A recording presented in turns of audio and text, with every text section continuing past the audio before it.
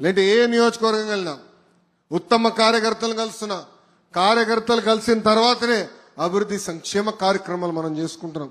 మీరు లేకపోతే తెలుగుదేశం పార్టీ లేదు. ఈరోజు ఈ సమావేశం పెట్టుకున్నామంటే మీరు ఎదుర్కొంటున్న కష్టాలేంటి నేరుగా తెలుసుకునేదానికే ఈరోజు ఈ కార్యక్రమం ఏర్పాటు చేస్తున్నాం. అధికారంలో ఉన్నా ప్రతిపక్షంలో ఉన్నట్టు వివరించాలి. ఆ కసి మనలో పోకూడదు. మీరు నా ఒకవైపే చూశారు, అది జగన్మోహన్ రెడ్డి గారితో పోరాడతాం. ఇంకో వైపు ఉంది, అది బాబు గారితో పోరాడతాం. అంటే ఒక సంస్కరణ తీసుకురావాలి, పార్టీలో ఒక మార్పు తీసుకురావాలంటే అహర్నిశలు నేను కష్టపడతా. వేదిక మీద కొంతమంది తెలుసు నేను ఎంత పోరాడతాను. ఒక మార్పు తీసుకురాలంటే పార్టీ కూడా తేలికేంది కాదు. సీనియర్లు ఉంటారు, వాళ్ళని గౌరవించాలి, విధి విధానాలు పాటించాలి, ఒక క్రమశిక్షణతో మనం ముందరికెళ్ళాలి. కొన్ని నిర్ణయాలు అయితే నాకు సంవత్సరం పట్టింది, కొన్ని అయితే 2 సంవత్సరాలు పట్టింది. కానీ నమ్ముకున్న సిద్ధాంతం కోసం నేను పోరాడా. నేను ఏనాడు వదిలిపెట్టలా. కానీ చంద్రబాబు నాయుడు గారి నిర్ణయం తీసుకున్న తర్వాత తల వంచి నేను అమలు చేస్తా. ఎందుకంటే సిద్ధాంతం ఒకటే, పార్టీ ఫస్ట్, కార్యకర్తలు ఫస్ట్. అప్పుడే మనందరం కలిసికట్టుగా ముందరగలుగుతాం. కలుగుతాం, మాట్లాడదాం. వార్డు అధ్యక్షుడు ఉన్నారు, పట్టణ పార్టీ ఉంది, ఎమ్మెల్యే గారు ఉన్నారు, ఏకంగా ఇన్ఛార్జ్ మంత్రి గారు ఉన్నారు, ఎంపీ గారు ఉన్నారు, పార్లమెంట్ పార్టీ అధ్యక్షుడు ఉన్నారు, జోనల్ కోఆర్డినేటర్ ఉన్నారు. అందరూ కలిసికట్టుగా మాట్లాడుకోవాలి, మన సమస్యలు మనమే పరిష్కరించుకోవాలి. అది దయచేసి గుర్తుపెట్టుకోవాలని ఇక్కడున్న తెలుగుదేశం పార్టీ కార్యకర్తలందరినీ నేను కోరుతున్నా. అనేక సంక్షేమ కార్యక్రమాలు మనం చేశాం. తల్లికి వందనం ఈరోజు అందజేశాం. 1000 రూపాయలు పెన్షన్ పెంచాం. మూసేసిన అన్న క్యాంటీన్ తిరిగి ప్రారంభించాం. మన భూములన్నీ కొట్టేసేదానికి తీసుకొచ్చిన ల్యాండ్ టైటిలింగ్ యాక్ట్ మనం రద్దు చేశాం. దీపం పథకం ద్వారా ఉచితంగా సిలిండర్లు ఇచ్చాం. రోడ్ల పైన పడిన గుంతలు కూడా మనం పూడ్చాం. మీరు అందరూ అనుకోవచ్చు అదేముంది లేరా భయ్ అని. ఆ ఒక్క కార్యక్రమం 2000 కోట్ల రూపాయలు ఖర్చు అయింది. 5 సంవత్సరాలు ఒక్క గుంత కూడా పూడ్చలేదు మహానుభావుడు. మనం చేయాల్సి వచ్చింది 2000 కోట్ల రూపాయలు ఈ ఒక్క కార్యక్రమానికి అయింది. ఇట్లా ఇచ్చిన హామీ ఒక్కొక్కటి నిలబెట్టుకుంటూ వెళ్తున్నాం. మనం ప్రజల్లోకి వెళ్ళాలి, మనం మాట్లాడాలి. జగన్మోహన్ రెడ్డి గారు 5 సంవత్సరాలు ఒక్క డిఎస్సి ఇలా మనం ఇచ్చాం. డిఎస్సి దానిపైన 32, 33 కేసులు పెట్టారు వాళ్ళే. సుప్రీం కోర్టు వరకు వెళ్ళి పోరాడి ఈరోజు డిఎస్సి పూర్తి చేశాం. మనకు ఉపాధ్యాయులు ఆగస్టు మాసంలోనే చేతికి వస్తాయి. మాట్లాడాలి, చేసిన పనులు చెప్పాలి, చేయాల్సింది కూడా బాధ్యతగా చెప్పాలి. ఈరోజు పెద్ద ఎత్తున పెట్టుబడులు వస్తున్నాయి.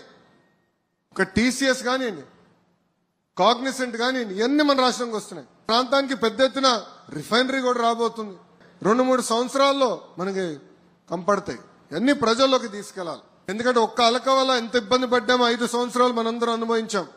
ఒక నరకం అనుభవించాం. మనకు బయటికి రానిలా. మహిళలు కష్టపడి పనిచేస్తుంటే సోషల్ మీడియాలో పోస్టులు పెట్టారు, ట్రోల్ చేశారు, మహిళలను అవమానించే విధంగా మాట్లాడారు. అందుకే అన్ని గుర్తు పెట్టుకోవాలి. మనం మంచి రోజులు వచ్చేసినాయి, ఏదో మనం పని చేసుకుంటూ వెళ్తున్నాం అంటే రాబోయే రోజుల్లో చాలా ఇబ్బంది పడతాం. ఇది జాగ్రత్తగా ఉండాలి. ఒక మాజీ ముఖ్యమంత్రి ఒక మనిషిని పరామర్శించడానికి వెళ్తే 3 చంపాడు. కారు కింద పడేసి చంపేశాడు. 2వ వ్యక్తి అక్కడికి వెళ్ళేటప్పుడు ఊపిరి ఆడలేక చనిపోయాడు.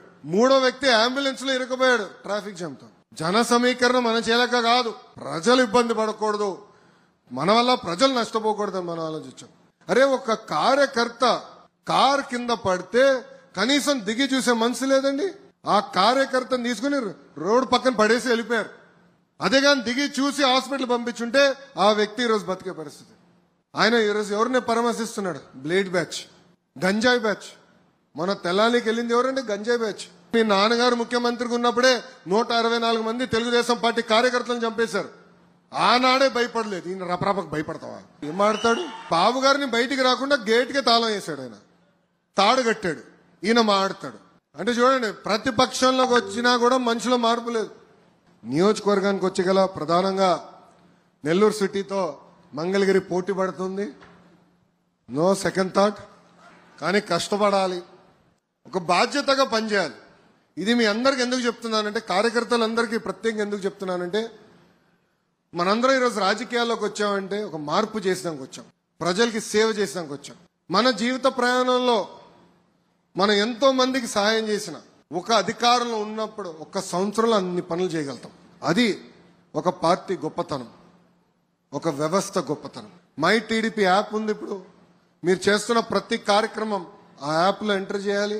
దానికి కారణం కూడా ఒకటే, పనిచేసే వాళ్ళకి ఫోటోలు దిగే వాళ్ళ మధ్యన తేడా ఉండాలని మీరే పదే పదే నన్ను కోరారు. అందుకే తీసుకొచ్చాం. సో ఎవరైతే పని చేస్తారో వాళ్ళని గుర్తించడానికి తీసుకొచ్చాం. టెక్నాలజీతో మనందరం అనుసంధానం అవ్వాలి, నేర్చుకోవాలి. మీరు టెక్నాలజీ అందరూ బాగా వాడతారు కదా. సో పార్టీ నుంచి మీకు ఏం తెలియజేయాలని నేరుగా మై టీడీపీ యాప్ ద్వారా తెలియజేస్తాం. ఒక పట్టుదల, ఒక క్రమశిక్షణతో పనిచేయాలి. ఒక 2 రోజులు బట్టిన ప్రతి గడప దొక్కాలి. మనం చెప్పాల్సింది చాలా వివరంగా ప్రజలు తెలియజేసే బాధ్యత మన పైన ఉంది. వాళ్ళు ఒకవేళ ఏమైనా సమస్య తెలియజేస్తే అదే యాప్లో ఎంటర్ చేసే మార్గం కూడా ఇచ్చాం, ఫీడ్బ్యాక్ మెకానిజం. మీరు కూడా మాకు తెలియజేస్తే ఓకే ఇంట్లో ఇది ఒక ఐడియా వస్తుంది పార్టీ కూడా. అది మళ్ళీ బాబు గారి ముందలు పెట్టి ఎలాంటి నిర్ణయాలు తీసుకోవాలి, పాలసీలు ఇంకా ఎట్లా మెరుగుపరచాలి దానిపైన మేము చర్చిస్తాం.